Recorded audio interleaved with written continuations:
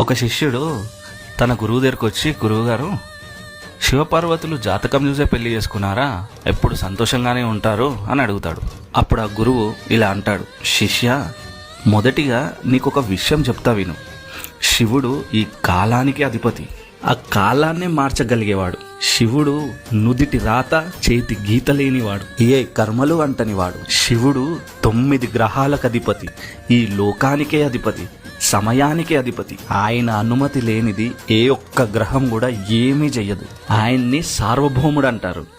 కాలాన్ని ఆయన చేతి వేలి మీద నడిపిస్తాడు. మహాకాలుడైన ఆయన ఏ కర్మ లేనివాడు, ఏ కర్మనైనా మార్చగలిగేవాడు. గత కర్మ ఫలితాలే కదా జాతకాలంటే. అసలు కర్మనే అంటని వాడికి జాతకాలేంటి?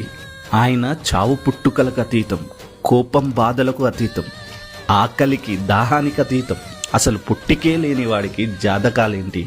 కాబట్టి ఆ పరమేశ్వరునికి, ఆ ముక్కంటికి అవేమీ ఉండవు అని అంటాడు.